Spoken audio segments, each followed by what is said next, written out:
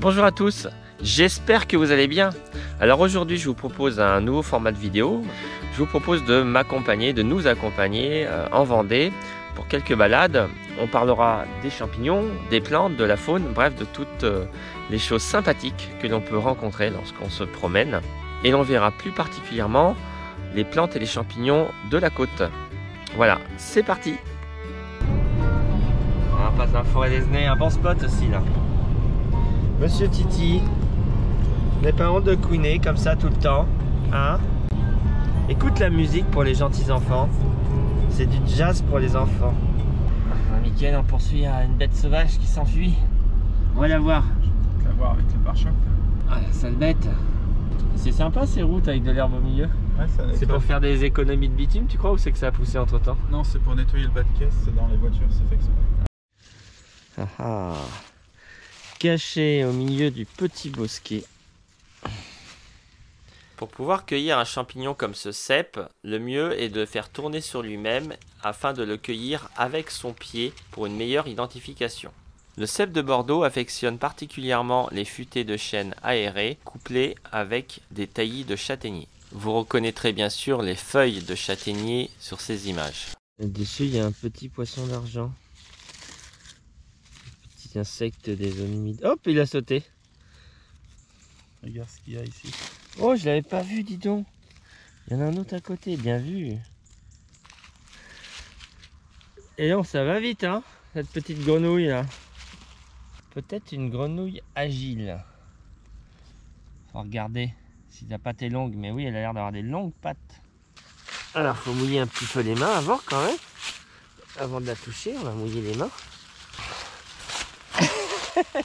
Elle est agile, moi je dis, ça doit être la grenouille agile. Les critères, c'est la longueur des pattes. Voilà, la patte très très longue. On va la laisser se balader dans la forêt humide. J'essuie un peu mes mains parce que je fais les batraciens comme ça. Il y a souvent des petites toxines sur la peau, alors c'est pas le moment de se toucher les yeux après. Comme le coronavirus. Ça c'est chien de chasse. Ah, vas-y, vas-y, ouais. Où est la petite souris? Bon, allez, cherche. Il y a comme un chapeau qui dépasse. Ah oui. Ah super. Putain.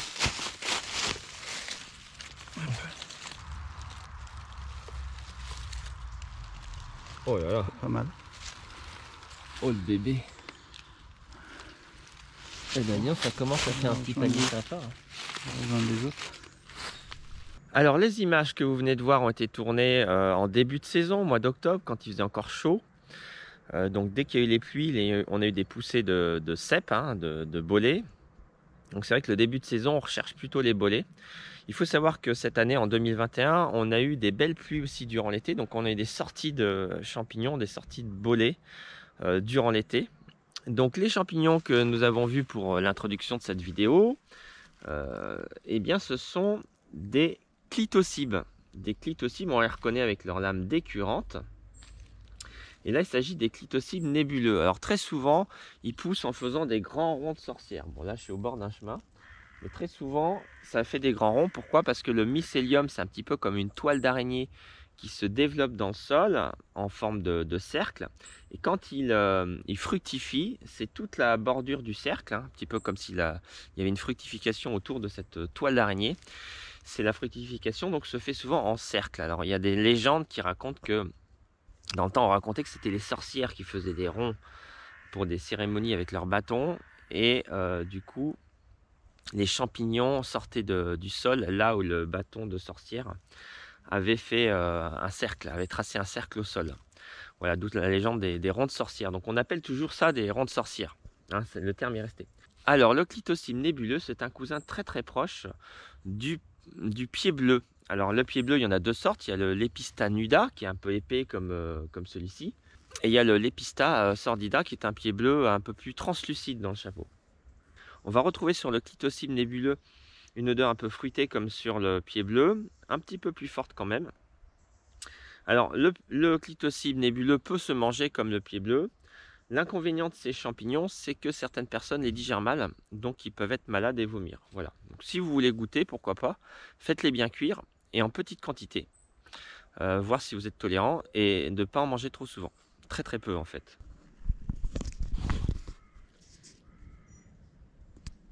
L'armillaire couleur de miel. Les arbres qui sont attaqués par l'armillaire couleur de miel ne vivent pas très vieux. Voilà, donc j'en ai ramassé, hein, il y a une grosse touffe. Donc ce champignon-là, quand il est jeune, est intéressant. Ça se mange, il faut qu'il soit jeune. Hein. En bonne qualité, sinon ça vaut pas le coup de le ramasser. Voilà, avec un pied plus sombre, pousse en touffe. À ne pas confondre avec l'Ipholome en touffe. C'est des petits champignons plus petits, jaunes, et quand on les goûte, les Ipholomes ont un goût amer. Les Ipholomes, bah, si on les mange, c'est toxique. De toute façon, c'est immangeable, hein, c'est tellement amer. Justement, voici les fameux Ipholomes qui ont tendance à pousser en touffe. Sur ces images, c'est probablement l'Ipholome couleur de brique, qui a une jolie teinte rougeâtre. Et à côté, l'Ipholome plus classique, probablement l'Ipholome en touffe. Hein, jaune-vert. Des lames un petit peu sporées sales. Par contre, dans l'herbe à côté, un cèpe de Bordeaux. On le reconnaît bien avec le petit liseré blanc là, à la marche du chapeau. Le pied assez clair aussi. Un beau cèpe de Bordeaux. Le petit serpent de verre, l'orvé.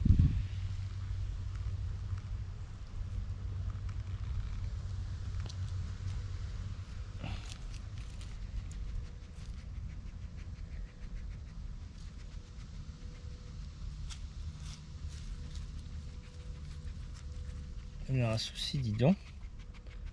Non, ah non, c'est un petit caca. À présent, nous vous emmenons à Saint-Jean-de-Mont pour aller découvrir les forêts dunaires.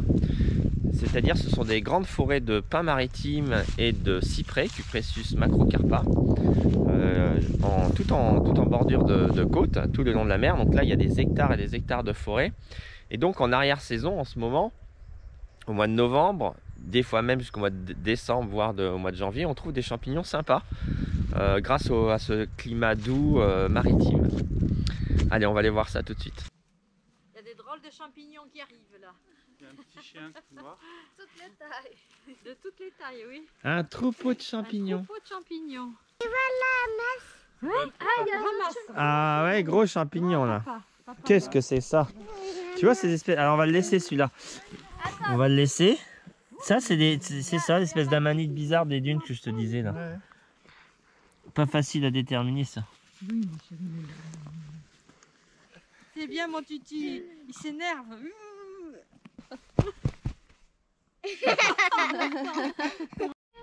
Mais dis donc, ils sont beaux ces petits champignons. Ils poussent sur la pomme de pin. Champignonus pinaceus. Et là, des bons lactaires délicieux, il y en a d'autres là. Sympa la petite balade dans la forêt de Saint-Jean-de-Mont avec des beaux champignons. Et quand on sort de la forêt, on a la mer magnifique avec l'île Dieu. Ah, la mer est calme là, c'est super bien, pas un bruit.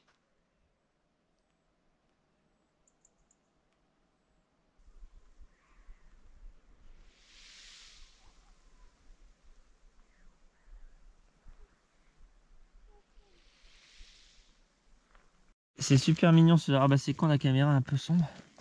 Regarde, pouf, regarde. Ah,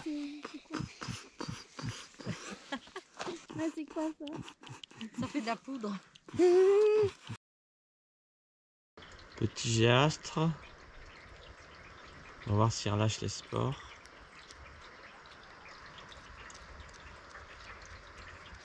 Et voici donc notre panier constitué principalement de lactaires délicieux que l'on peut identifier par leur couleur orangée, que ce soit sur le chapeau mais également au niveau des lames du pied. Très orange à la cassure, avec aussi des petites facettes, des petits creux, des reliefs au niveau du pied. Également des oxydations vertes typiques. Bien évidemment, en cas de doute, on peut aussi le porter en bouche, goûter. Il suffit de recracher bien sûr et de ne pas avaler. La saveur est très douce, alors que chez certains autres lactaires, comme le lactaire zoné ou le lactaire à lait jaune, le goût est affreux en bouche, hein. C'est très amer, c'est une très bonne manière de les identifier. Il y a de l'algue rouge d'arriver, ouais, avec les tempêtes.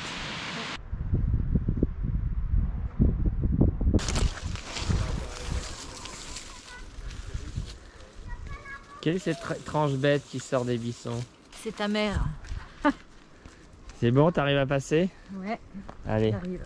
Alors, forêt de Saint-Jean-de-Mont, en plus des champignons, on a des arbouses. Ça va être bon ça. J'adore. Et qu'est-ce que je vois caché là? Regarde, sous les épines de pin. Ça c'est pas mal ça. Faut enlever la mousse, le machin, tout ça. Il y en a partout de ces petits bolets. De toute façon, faut bien les éplucher. Faut enlever la mousse, la peau du chapeau, bref, c'est un peu compliqué. Un champignon mystère qui jaunit un peu quand on le frotte. Ça sent bon un peu. L'amande, peut-être l'anis, l'amande, d'heure sucrée. Ça c'est sûrement un agaric. Des lames un petit peu roses, un agaric. Des bois sûrement. Très très bon champignon, ça j'adore. Voilà, là on a un bolet. Un bolet, des bolets un peu mystérieux. Je pensais que c'était des pieds rouges, mais c'est peut-être bolet de queulé, ça à vérifier. Pour le bolet de queulé, les meilleurs critères, c'est quand même les différentes teintes colorées. Donc un chapeau un peu pâle avec des couleurs rougeâtres. Sur la mousse, sur le pied, des couleurs un petit peu pourpres. Et à la base du pied, cette couleur typique rouge betterave qui devient même rouge foncé, presque noir. Et là, on a de la roquette. Ça, c'est super bon en salade. On peut en prendre un peu là. Roquette sauvage. Ça me fait tendre, là. La betterave maritime. Betterave sauvage. On n'ira pas plonger aujourd'hui, hein. Il y a du vent. Et me voici de nouveau dans les dunes de Saint-Jean-de-Mont. Alors ici, on a caché dans les épines des russules qu'on reconnaît parce que ça casse, craque comme de la craie. Voilà, alors celle-ci le dessus rouge, le pied un petit peu rouge. Ça c'est des bons critères. Alors on va la goûter.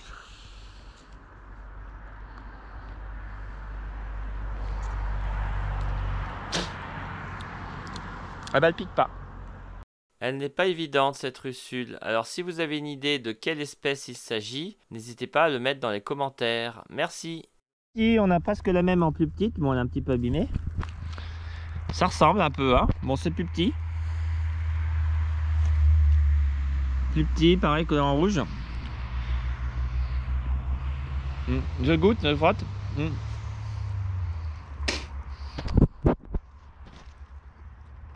Donc là je l'ai goûté. Et là ça pique par contre, hein. Donc c'est pas la même. L'autre est juste à côté, hein, c'est pas dur à comparer. Alors c'est des russules, là, elles ont des couleurs similaires, mais bon déjà elles n'ont pas la même taille, pas le même gabarit. Pas tout à fait la même coloration au niveau du pied. Et donc au-delà des couleurs des critères de couleur et de taille, le fait que celle-ci pique beaucoup, c'est plus un critère. Donc là on est proche de la, je pense, de la russule sardoine, la sardonia, mais il n'y a pas ces colorations au pied. Donc pareil, je vais regarder dans le bouquin tout à l'heure. Ça peut être amusant de savoir ce que c'est. Voilà. Là je suis en hauteur pas loin de la route. Je vais aller rentrer plus dans la forêt, ce sera plus calme. J'adore ces petites promenades dans la forêt, tout en écoutant la mer.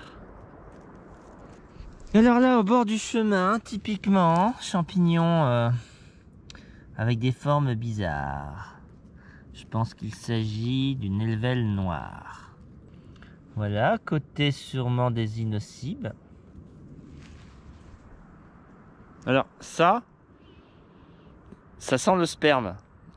C'est les inocibes, c'est typique. C'est une façon de les reconnaître. Alors si ce n'est aussi le petit téton sur les chapeaux.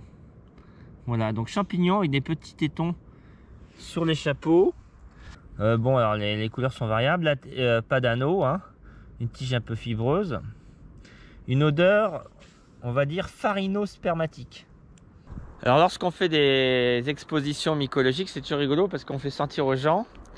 Et souvent on a des personnes, des dames qui disent ah oui, je reconnais l'odeur, et des hommes qui disent moi je vois pas du tout ce que c'est. Ça me fait toujours assez rigoler. Alors, on dirait un petit peu des... Ça ressemble un peu à des pleurotes, hein. Mais c'est pas comestible hélas. Alors, caché dans la mousse, le lactaire délicieux. Alors le lactaire délicieux c'est sous les pins, hein. On voit les aiguilles de pin d'ailleurs à côté. On reconnaît aussi souvent il y a des petites facettes alors, sur le chapeau et sur le pied aussi. Là il n'y en a pas beaucoup, hein, des petites facettes. On va essayer d'en trouver un autre. Sinon bah, une couleur bien orangée, carotte. Ah celui-là il est un peu véreux, hein. Le problème de ces champignons, ils sont souvent véreux. Mais sinon c'est délicieux, comme son nom l'indique. C'est surtout très croquant. Là on a des petits clitocibes orangés. Ce qu'on appelle la fausse girole. Alors la girole c'est un champignon à plis. Et là ce sont des lames dessous. C'est un champignon à lames. N'est-ce pas monsieur Titi? Là un autre clitocibe. Mais celui-ci tout blanc, hein, c'est pas le même. Ah bah il y en a d'autres là. Hop. Attention monsieur Titi. Bon les clitocibes orangés, sympathique, hein. On peut faire en omelette. Ça peut se faire sécher aussi, on les ouvre en 2 ou en 4. On les reconnaît bien aussi parce que les lames se divisent en 2 vers la marge. Elles ont tendance à se diviser à la marge. Donc il y a plus de lames sur la marge que près du pied. Lames décurrentes bien sûr. Et ça pousse dans la terre, hein. Ça pousse pas sur les souches d'arbres, enfin rarement. Bon, en général les clitocibes un peu colorés qui poussent sur les souches d'arbres, on évite. Parce qu'il y a certaines espèces très dangereuses. Regardez-moi ça. Ce bel échantillon. Encore un lactaire, un petit peu coloré celui-ci, tiens. Et mais celui-ci d'ailleurs c'est peut-être pas un lactaire zoné parce qu'il a le lait qui jaunit. Donc c'est peut-être le lactaire chrysoreus.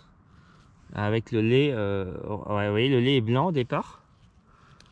Voilà, quand il s'oxyde, le lait devient jaune. Normalement, c'est dégueulasse, hein, c'est immangeable. Et le lait aussi est brûlant. Amer, très très amer ce lait. Hein, donc c'est bien Chrysoreus. Je trouve que ça ressemblait au lactaire zoné. Le lactaire zoné, c'est plus blanc dessous. Il n'y a pas ce lait jaune. Et le lactaire zoné, quand on le met en bouche, c'est brûlant au possible. Alors que là, c'est dégueulasse, mais c'est pas pareil. C'est plutôt amer. Je vais garder les clitocibes orangés, hein, ma foi, que je pourrais mettre dans mes bouillons quand je fais cuire du gibier. Oh, encore un lactaire délicieux. Là, on voit bien les petites facettes là sur le pied. Bon, bah là, je sors d'un repas familial. J'ai pas vraiment les bonnes chaussures. J'essaie de pas me casser la figure. Mais il y a vachement de champignons dans cette petit bout de forêt là. Là, on retrouve. Hop là, ça glisse. Hop. Là, on retrouve le bolet des pins et le petit voile qui s'enlève. Voilà. Hein, ça peut faire penser au cèpe. Donc, quand c'est très très ferme, c'est délicieux. Quand c'est un peu mou, c'est immangeable. Donc, il faut bien les sélectionner. Encore un lactaire délicieux qui a l'air pas trop mal, mais il y a une moisissure qui a poussé dessus. Voilà. Donc là, bah, c'est comme la nourriture moisie, hein, ça devient invarié. Donc faire attention aux champignons qui sont au top de la fraîcheur. Donc là, bah, c'est pas la peine, hein, c'est des couettes malades. Qu'est-ce qu'elle est jolie cette petite forêt là, regardez. Avec le bruit des vagues dans le fond. Quel est ce gros chien? Et je le connais? Je le connais ce gros chien. Salut Marco. Salut, ça va? Alors on se promène? Oh chouette. T'as vu, j'ai ramassé quelques champignons avant que la nuit tombe. Ouais. T'as vu, il y a les sangliers qui ont gratté là. Ils ont gratté, ouais. Tu m'étonnes. Les sangliers de la ville de Saint-Jean-de-Mont. Qu'est-ce qu'il y a après la butte là-bas? On voit le. C'est la mer. On entend les vagues. Ouais, on va aller voir la mer avant que la nuit tombe. Allez, on sort de la forêt pour aller dans l'arrière dune avec des petits chênes verts avec les feuilles de houx, les petits pins maritimes. Je sais pas si c'est comestible ça, mais c'est joli. Ah, C'est une petite oh, mais qu'est-ce que c'est que ça? Encore des drôles de champignons? Qu'est-ce que c'est que ça? Oh, curieux. Mais quelle drôle de bête. Mais je ne sais pas ce que c'est, mon cher. Ah, encore une curiosité de la nature. La mêle, c'est ça? Ouais. Ah ouais, à la mêle. Eh ben, Pas d'anneau. on va regarder ça sur le bouquin. Pas de bulbe. C'est beau, puis il y en a toute une plâtrée là. Il y en a d'autres là qui sont. Ah, c'est très joli. On regardera ça de plus près. Je pense que ça doit être les mêmes, plus avancés, non? Ah, tu sais que la vidéo qu'on a fait avec les crustacés, Ouais. eh ben, elle marche bien. Hein. Voilà, la prochaine fois on refera mieux filmer comment attraper les crabes et tout. Les gens ils disent ouais, t'aurais dû bien filmer. Bah ouais, si j'étais t'as raison. vidéaste professionnel. C'est marrant hein, ces petits chênes verts là, Ouais. qui se font sans souffrance. Ils sont brûlés par le vent marin et du coup ils se nanifient. Hein. Phénomène de nanification. Et après ils font un couvert. Des plantes qui permet à dunaires. l'autre de pousser derrière normalement. C'est pour ça que ça Ouais, fonctionne. Hein. ça pousse en fait ça pousse en flamme parce que comme les bourgeons côté ouest sont brûlés, bah, c'est les bourgeons côté est qui poussent plus. Ouais. On a sur des formes en flamme. Les cyprès, Cupressus macrocarpa. Macrocarpa, ça veut dire les gros fruits. Macrocarpa. Voilà nos arbres typiques de la côte. Parce que les pins, c'est un petit peu implanté quand même. On l'est pas d'ici. Et ça, c'est le panico, le chardon bleu. Ouais, tu sais qu'il y a des espèces de pleurotes qui poussent là-dessus. Et ça, c'est délicieux, il paraît. Ça ressemble à une petite lépiote. Le genre de truc il faut pas manger. Voilà la mer. Il y a des fois à cette heure-là, je me suis retrouvé encore sur le milieu avec toi sur le bateau. Hein. C'est pas mal hein, en Vendée. Hein. Ariana. Ah, tu croquerais ma caméra? Boudiou de maudite chaille. Va te calmer. À ta bonne bête à charge. Moi je trouve que c'est quand même dur la vie en Vendée. Le petit bruit sympathique. Bon bah à la vôtre. Hein.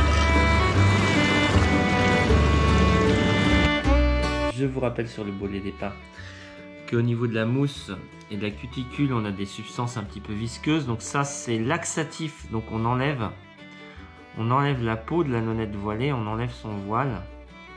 Voilà, donc ça c'est important. Et éventuellement, si la mousse est un petit peu vieille, on enlève la mousse. C'est vrai que ça fait de la perte, mais au moins là, on a quelque chose de qualité à poêler. Et sur les petites nonnettes, comme ça, on enlève juste la peau. Voilà. Et voilà une journée aux champignons qui se termine bien. Petite poêlée de bolet des pins avec de l'agneau et potimarron du jardin. Et pour terminer, une photo pas très courante, un petit bolet à pied rouge qui pousse juste à côté d'un cep de Bordeaux. J'espère que cette vidéo vous a plu. J'ai pensé que ça pouvait vous intéresser d'avoir des images et des commentaires sur les plantes et les champignons principalement. Si vous ramassez des champignons et que vous voulez les faire identifier, je vous conseille fortement de contacter une société mycologique, c'est-à-dire une association de passionnés. Il y en a dans chaque département. N'oubliez pas de me laisser un petit commentaire pour me dire ce que vous pensez de ce format et je vous dis à bientôt.